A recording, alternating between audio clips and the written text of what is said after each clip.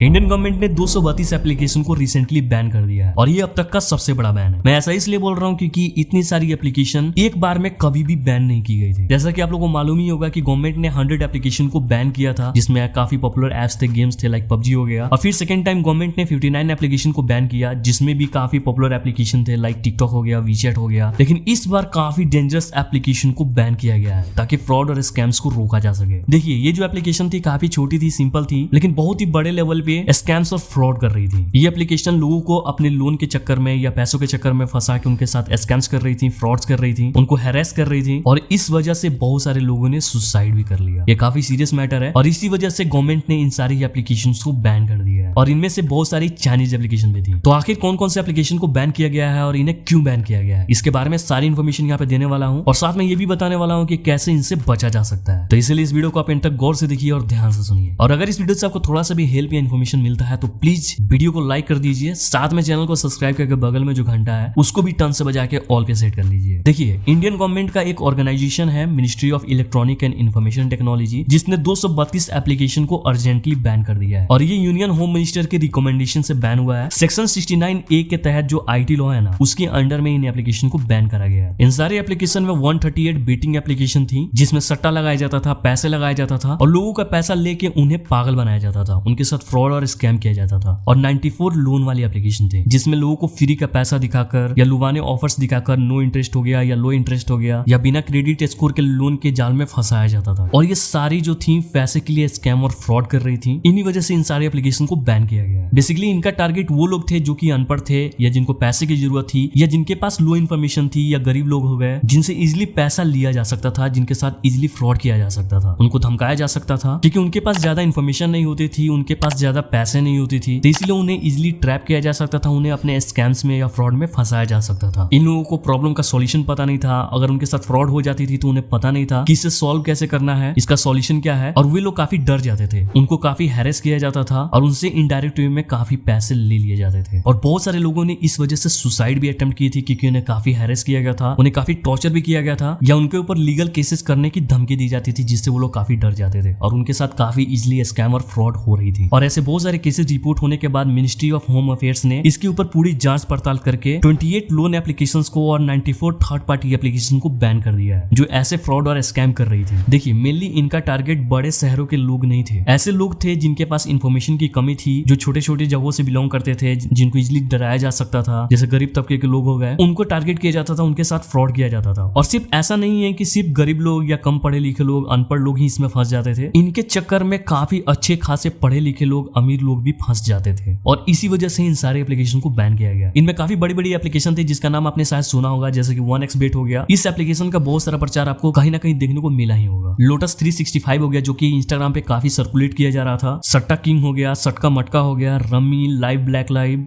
Live, परी match, Betway, betting pros, तीन पत्ती, बिंगो पार्टी, स्पिन कसिनो, ऐसे बहुत सारी जो एप्लीकेशन थी इन्हें बैन कर दिया गया है। और भी बहुत सारे एप्लीकेशन है जिसका लिस्ट आप यहाँ पे स्क्रीन पे देख सकते हैं। इन सारी एप्लीकेशन को गवर्नमेंट ने बैन कर दिया है। इन सारे एप्लीकेशन के नाम शायद आपको पता नहीं होंगे, बट इनके एड्स, पोस्टर या यूट्यूब एडवर्टीजमेंट आपने कहीं ना कहीं देखा ही होगा। और मैं आपको बता दूं कि बहुत सारे यूट्यूबर और सोशल मीडिया इन्फ्लुएंसर भी इसे काफी प्रमोट भी करते थे। कुछ एप्लीकेशंस को प्ले स्टोर और एप स्टोर से बैन भी कर दी गई थी, फिर भी ये थर्ड पार्टी लिंक या वेबसाइट से सर्कुलेट किया जा रहा था। ये जो एप्लीकेशन थी लोगों को लुभाती थी, ऐसे स्कीम्स दिखाती थी, जैसे कि लोगों को अमीर बनाने का सपना दिखाकर उनसे फ्रॉड करना या उनको अपने स्कैम में फंसाना। बेसिकली उनका यही काम था। वे लोग ये दिखाते थे कि कैसे आप भी अमीर बन सकते हो, ये लोग भी अमीर बन चुके हैं, इन लोगों ने इतने इजी क्वेश्चंस का आंसर दिया है और इन्होंने काफी पैसे जीते हैं। ऐसे बहुत सारे जो स्कीम्स थी या एग्जांपल्स था, ये दिखाकर लोगों को इसमें ट्रैप किया जाता था, उनको लुभाया जाता था और उनके साथ फ्रॉड किया जाता था। ये एप्लीकेशन बेटिंग के नाम पे या लोन के नाम पे लोगों से थोड़े पैसे लगवाकर उन्हें फंसा लेते थे और बाद में फिर उन्हें हिडन फीस दिखाकर या इंटरेस्ट दिखाकर उनके साथ स्कैम किया जाता था, फ्रॉड किया जाता था और इनडायरेक्ट वे में उनसे काफी पैसे भी वसूले जाते थे। शुरुआत में ऐसे दिखाया जाता था कि ये लोन आपको 0 इंटरेस्ट पे मिलने वाला है, फिर बाद में 10 दिन के बाद, 15 दिन के बाद पता चलता था कि ये जो एप्लीकेशन है 200% या 500% आपको चार्ज कर रही है और फिर धीरे धीरे ये एप्लीकेशन आपसे पैसा वसूलना चालू कर देती थी। और जो लोग पैसे नहीं दे पाते थे उनको धमकी दिया जाता था, उनको फोन करके हैरेस किया जाता था, उनके ऊपर लीगल केसेस करने का धमकी दिया जाता था और बहुत सारे लोगों को तो नकली FIR के पेपर भी भेजी गई थी। और इन सारी चीजों से डर कर और परेशान होकर बहुत सारे लोगों ने सुसाइड अटेम्प्ट किया और बहुत सारे लोगों ने सुसाइड भी कर लिया। आज के समय में पैसे कौन नहीं कमाना चाहता है, इसी वजह से बहुत सारे लोग जो है वो शॉर्टकट रास्ता अपनाते हैं और शॉर्टकट में पैसे कमाने के चक्कर में ऐसे लुभावने ऑफर्स के चक्कर में पड़ जाते हैं और फिर ये एप्लीकेशन वाले इन जैसे लोगों के पैसे खा जाते थे। देखिए, शॉर्टकट में पैसे कमाकर कोई आज तक अमीर नहीं बना है, तो इसीलिए बोल रहा हूँ मेहनत करके पैसे कमाइए और अपने मेहनत से कमाए हुए इन पैसे को बचा कर रखिए। सट्टेबाजी में या बेटिंग एप्लीकेशन में पैसे लगाने की जरूरत नहीं है। बहुत सारे लोग मुझसे भी पूछ रहे थे कि कोई ऐसा एप्लीकेशन बताओ या कोई ऐसा वेबसाइट बताओ या कोई ऐसा मेथड बताओ जिससे इजीली हमें लोन मिल सके या पैसा कमाने का कोई ऑप्शन बताओ। देखिए, शॉर्टकट में लोन लेने या पैसे कमाने के चक्कर में ही ऐसे लोगों के साथ फ्रॉड होते हैं। उनको इजीली ट्रैप किया जा सकता है, उनके साथ इजीली स्कैम किया जा सकता है। अब बात आती है कि इनसे बचना कैसे है। तो सबसे पहले मैं आपको बता दूं कि शॉर्टकट में पैसे कमाने के बारे में बिल्कुल नहीं सोचना है। मेहनत करिए, मेहनत से पैसे कमाइए। वैसे आपने देखा ही होगा कि ट्रेडिंग का फीवर मार्केट में काफी फैला हुआ है और इसी का फायदा उठाकर बहुत सारी एप्लीकेशन, बहुत सारी जो वेबसाइट्स हैं वो लोगों को फंसा रही हैं, लोगों को ट्रैप भी करती हैं। नकली ग्राफ्स दिखाती हैं कि कैसे आप पैसे लगा सकते हो और चुटकी में, मिनटों में जो है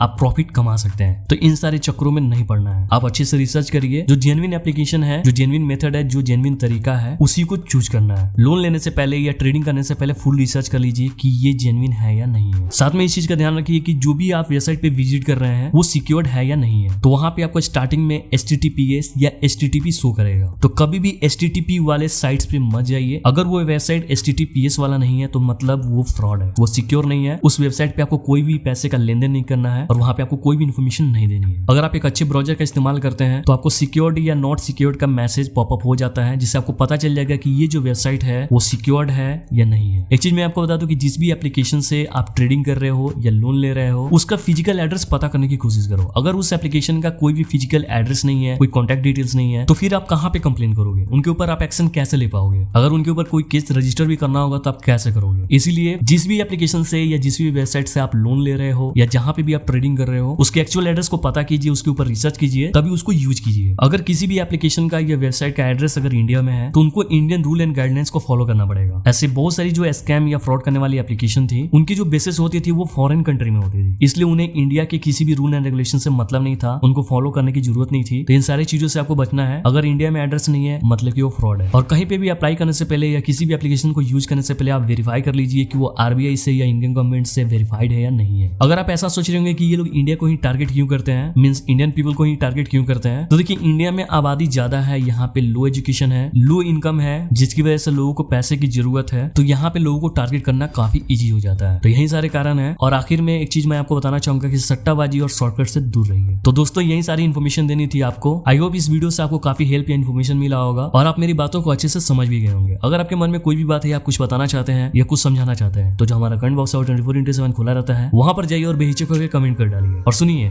अगर आपको इस वीडियो से थोड़ा सा भी इन्फॉर्मेशन मिला है ना, तो प्लीज वीडियो को लाइक कर दीजिए, साथ में चैनल को सब्सक्राइब करके बगल में जो घंटा है उसको भी टर्न से बजा के ऑल पे सेट कर लीजिए, क्योंकि फिलहाल हमारे चैनल को आपकी सपोर्ट की बहुत ही जरूरत है। तो इस वीडियो में बस इतना ही, मिलते हैं नेक्स्ट वीडियो में, तब तक के लिए जय हिंद, जय भारत।